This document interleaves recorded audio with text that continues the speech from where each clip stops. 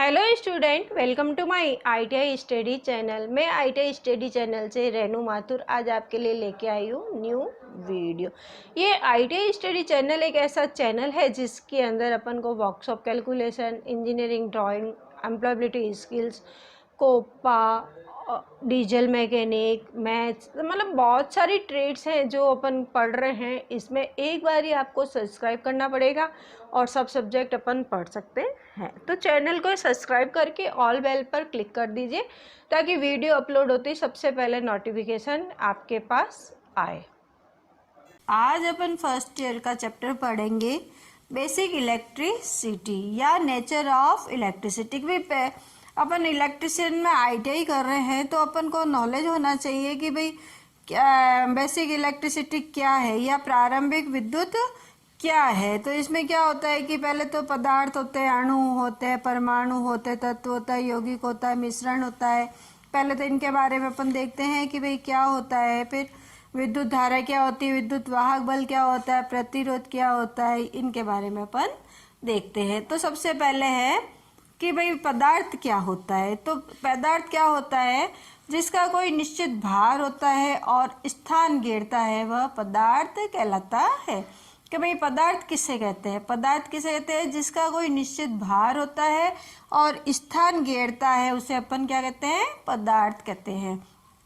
पदार्थ 3 रूपों में होता है, सॉलिड, लिक्विड और गैस।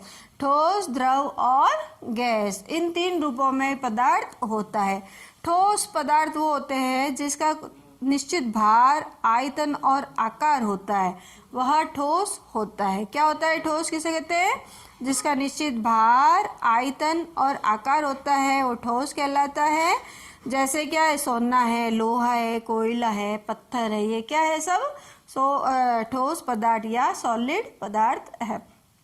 फिर आता है द्रव या लिक्विड। द्रव किसे कहते हैं जिसका निश्चित भार व आयतन तो होता है परंतु उसका कोई निश्चित आकार नहीं होता है, वो क्या होता है, द्रव कहलाता है। कि जिस डब्बे में या जिस चीज़ में अपन भरते हैं तो उसका उसी की वो आकृति ग्रहण कर लेता है, तो वो द्रव कहलाता है। जैसे क्या है कि भाई गंधक का अम्ल हुआ या पारा हुआ, तो ये क्या हो गए, द्रव के एग्जाम्पल हो गए। तीसरा आता है गैस। कि भाई गैस क्या होती है, गैस क्या होती है जिसका निश्चित भार तो होता है परंतु निश्चित आयतन और आकार नहीं होता है, और जिस पात्र में उसको भरा जाता है उसी का आयतन और आकार ग्रहण कर लेता है, वह होती है गैस। जैसे अपने हाइड्रोजन, ऑक्सीजन, कार्बन डाइऑक्साइड, ये सब क्या है, गैस है।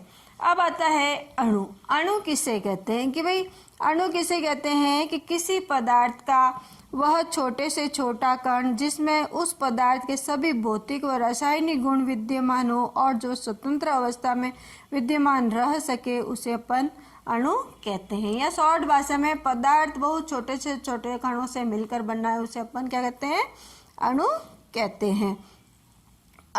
फिर आता है परमाणु। कि भाई परमाणु अपन किसे कहते हैं, किसी पदार्थ का वह छोटे से छोटा कण जो रासायनिक क्रियाओं में भाग ले सके अथवा रासायनिक क्रियाओं के द्वारा पृथक किया जा सके और स्वतंत्र अवस्था में विद्यमान न रह सके, उसे अपन क्या कहते हैं, परमाणु कहते हैं। या दूसरी भाषा में अपन अणु भी छोटे छोटे कणों से मिलकर बना होता है। प्रत्येक परमाणु में एक केंद्रीय भाग होता है जिसको अपन नाभिक कहते हैं। नाभिक पॉजिटिव प्रोटॉन और न्यूट्रल न्यूट्रॉन से मिलकर बना होता है। नाभिक का आकार परमाणु की अपेक्षा बहुत छोटा होता है। न्यूट्रॉन और प्रोटॉन का द्रव्यमान इलेक्ट्रॉन के द्रव्यमान का 1845 गुना होता है, जबकि न्यूट्रॉन का द्रव्यमान प्रोटॉन के द्रव्यमान के बराबर होता है। अब ये क्वेश्चन आता है एग्जाम में कि प्रोटॉन का द्रव्यमान इलेक्ट्रॉन के द्रव्यमान से कितना गुना होता है, तो अपन बता सकते हैं कि 1845 गुना होता है, परंतु न्यूट्रॉन का द्रव्यमान प्रोटॉन के द्रव्यमान के बराबर होता है।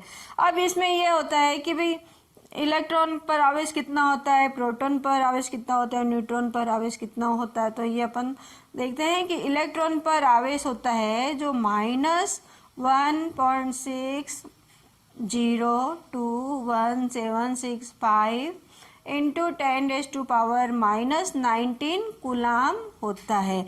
किस पे होता है? इलेक्ट्रॉन पर आवेश होता है। फिर आता है प्रोटॉन पर आवेश कि भाई प्रोटॉन पर कितना आवेश होता है। तो सेम वो क्यों होगा, बस प्रोटॉन पर प्लस में होगा और इलेक्ट्रॉन पर माइनस में होगा। क्या होगा? Plus 1.602165 into 10⁻⁻19 coulomb. तो ये हो गया प्रोटॉन पर आवेश। फिर तीसरा आता है कि न्यूट्रॉन पर आवेश कितना होता है। तो हमेशा न्यूट्रॉन पर आवेश 0 होता है। इलेक्ट्रॉन का द्रव्यमान 9.10938356 इंटू 10⁻⁻31 kg होता है। प्रोटॉन का द्रव्यमान 1.6726 इंटू 10⁻⁻27 kg होता है और न्यूट्रॉन का द्रव्यमान 1.6749 इंटू 10⁻⁻27 kg होता है। अब आता है विद्युत वाहक बल या EMF। EMF electromotive force, Hindi में है विद्युत वाहक बल कि भाई विद्युत वाहक बल किसे कहते हैं। विद्युत वाहक बल वह कारण है जो विद्युत धारा को परिपथ में प्रवाहित करता है। परिभाषा क्या है इसकी? किसी परिपथ के दो खुले सिरों के बीच इकाई आवेश को प्रवाहित करने में किए गए कार्य की मात्रा को उन दो बिंदुओं के बीच का विद्युत वाहक बल कहते हैं। यानी किसी चालक पदार्थ में से विद्युत धारा को एक सिरे से दूसरे सिरे तक प्रवाहित करने वाला बल विद्युत वाहक बल कहलाता है। भाई क्या है कि कोई भी जैसे चालक है, ये अपन ने समझ लिया कोई चालक है। अब ये एक सिरा तो ये हो गया, दूसरा सिरा ये हो गया। अब एक सिरे से दूसरे सिरे तक प्रवाहित होने में जो बल लगता है बिंदुओं के बीच में, उसको अपन विद्युत वाहक बल कहते हैं। अब जो विद्युत वाहक बल का मात्रक क्या होता है, यूनिट क्या होती है? वोल्ट होती है। विद्युत वाहक बल की यूनिट क्या होती है? वोल्ट होती है और इसको ई से डिनोट करते हैं। किससे करते हैं? ई से डिनोट करते हैं। ठीक है। अब इसकी यूनिट क्या हो गई? वोल्ट हो गई। तो क्वेश्चन में आता है EMF का पूरा नाम क्या है? तो इलेक्ट्रोमोटिव फोर्स। अब ये किस में होता है? यह सेल, बैटरी, जनरेटर आदि से प्राप्त किया जाता है। इसकी यूनिट क्या होती है? वोल्ट होती है। वोल्ट को अपन V से डिनोट करते हैं और जो विद्युत वाहक बल है इसको E से डिनोट करते हैं, यानी कि प्रतीक होता है। अब ये हो गया विद्युत वाहक बल। ये इसका फॉर्मूला है EMF बराबर VT प्लस IR।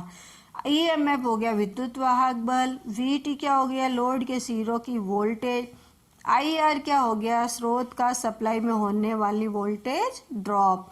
तो ये हो गया विद्युत वाहक बल कि भाई विद्युत वाहक बल का पूरा नाम क्या है? Electromotive force. अब इसमें आता है कि V क्या है? इसकी यूनिट क्या है? वोल्ट, जिसको अपन किससे डिनोट करते हैं? V से। तो वोल्ट की डेफिनेशन क्या है? अब वोल्ट में क्या होता है? विद्युत वाहक बल का वह मान जो 1 ओम प्रतिरोध वाले चालक में से 1 एम्पियर मान की विद्युत धारा प्रवाहित कर सके, वह 1 वोल्ट कहलाता है। तो ये हो गया विद्युत वाहक बल और ये हो गया वोल्ट। अब आता है कि वोल्टेज। वोल्टेज क्या होता है? वोल्टेज इलेक्ट्रिक चार्ज के फ्लो होने का ऐसा प्रेशर है जो पावर सोर्स से इलेक्ट्रिक सर्किट की तरफ लगता है। वोल्टेज इलेक्ट्रिक चार्ज यानी कि आवेश को पुश करने का काम करता है।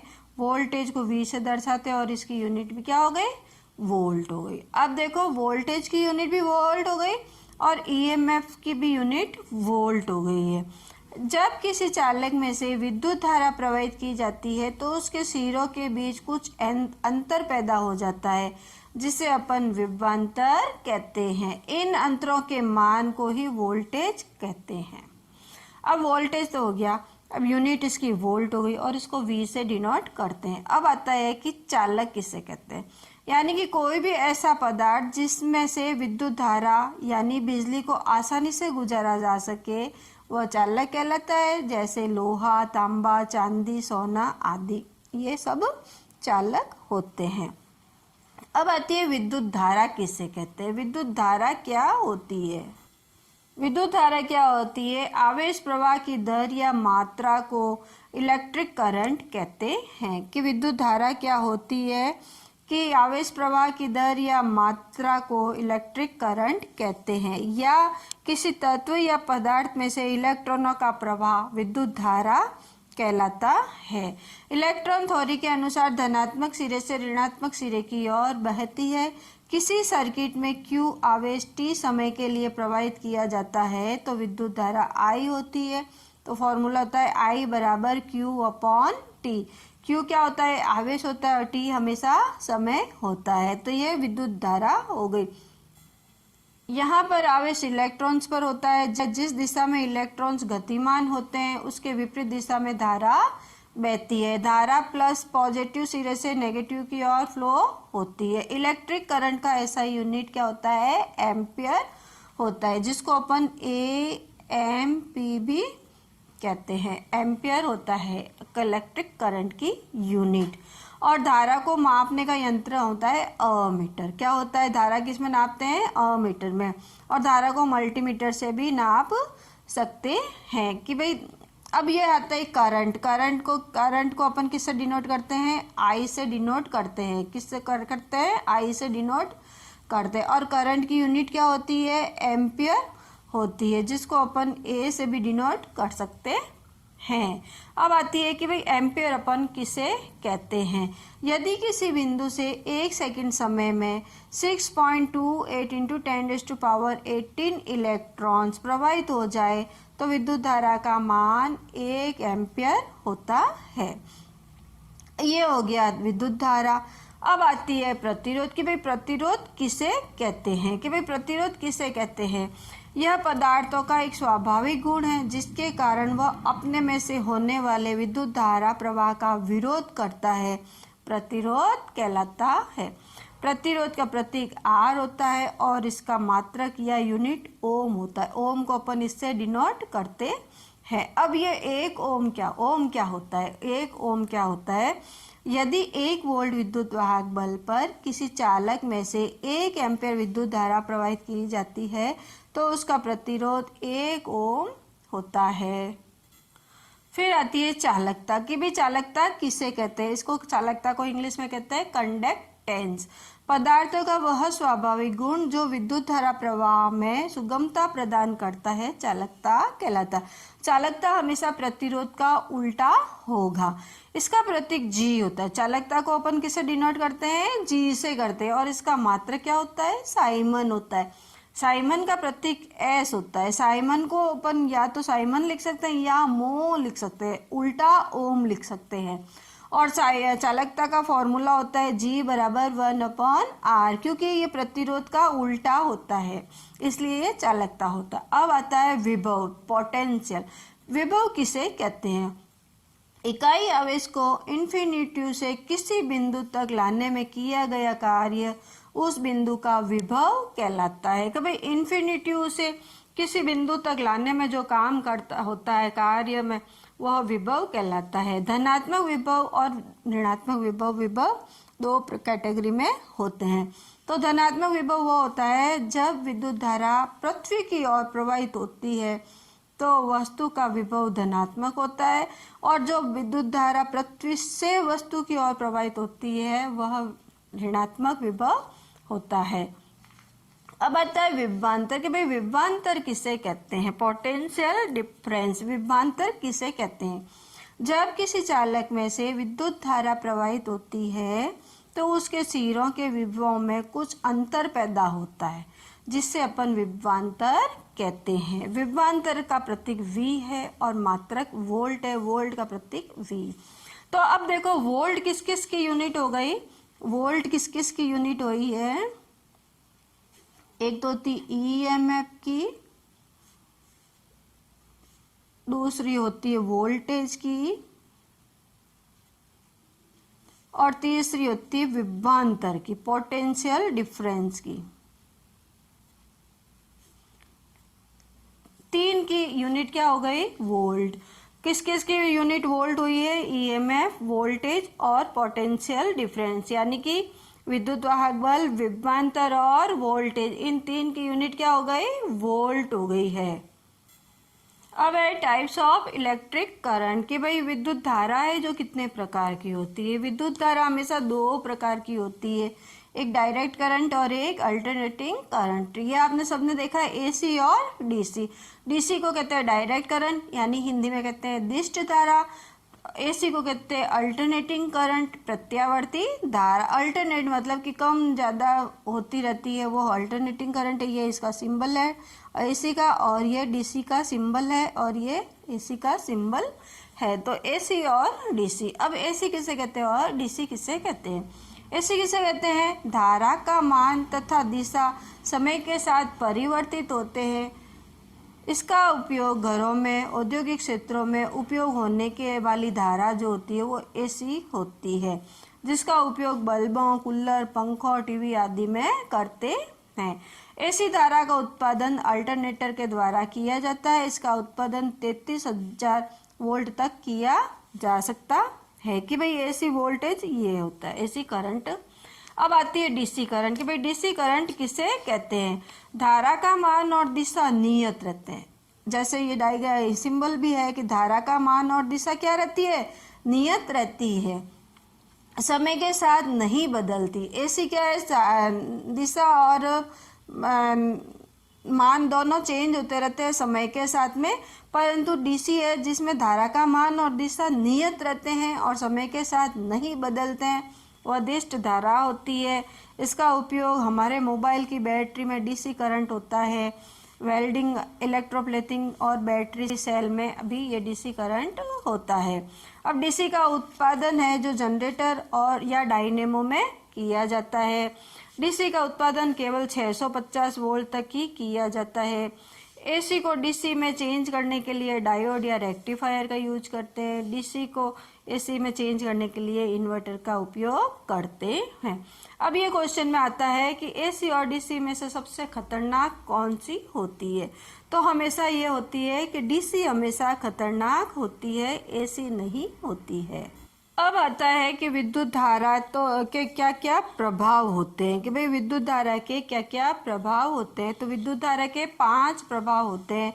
एक तो ऊष्मीय प्रभाव होता है, एक चुंबकीय प्रभाव होता है, रासायनिक प्रभाव होता है, किरण प्रभाव होता है, एक शारीरिक प्रभाव होता है और एक प्रकाशीय प्रभाव होता है। एग्जाम में ये आ जाता है कि भाई किसी चीज़ का नाम दे दिया और वो आपसे ये सिर्फ पूछता है कि ये कौन सा प्रभाव होता है, या आपको दे दिया ऊष्मीय प्रभाव है तो ऊष्मीय प्रभाव के 4 ऑप्शंस दे दिए, तो उसमें से कौन सा होता है ऊष्मीय प्रभाव, उसका अपन को देखना है। तो अपन देखते हैं ऊष्मीय प्रभाव में कौन कौन से होते हैं। इलेक्ट्रिक प्रेस, हीटर, बल्ब, भट्टी, गीजर, थर्मल रिले, ये होते हैं ऊष्मीय प्रभाव में। और दूसरा होता है चुंबकीय प्रभाव, मैग्नेटिक इफेक्ट। इसमें विद्युत घंटी है, विद्युत चुंबक है, पंखा है, मोटर है, जनरेटर है, ये क्या हो गया, चुंबकीय प्रभाव।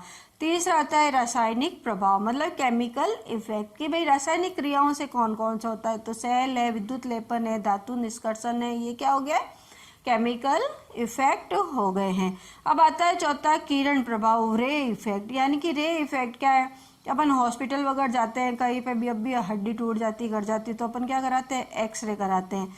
तो ये जो कौन सा एक्सरे या लेजर किरणें, ये क्या है, रे इफेक्ट का है। फिर आता है पांचवा शारीरिक प्रभाव, यानी फिजिकल इफेक्ट। फिजिकल इफेक्ट में क्या होता है, मानव शरीर में से विद्युत धारा के गुजरने पर शरीर की आंतें व नसें सिकुड़ जाती है, वह जीवित शरीर को झटका महसूस होता है। तो इस कारण ये क्या, शारीरिक इफेक्ट हो जाता है। तो अब ये क्वेश्चन में आ जाता है कि अगर मनुष्य शरीर अगर सूखा है तो कितना प्रतिरोध होगा, और यदि गीला है तो कितना प्रतिरोध होगा।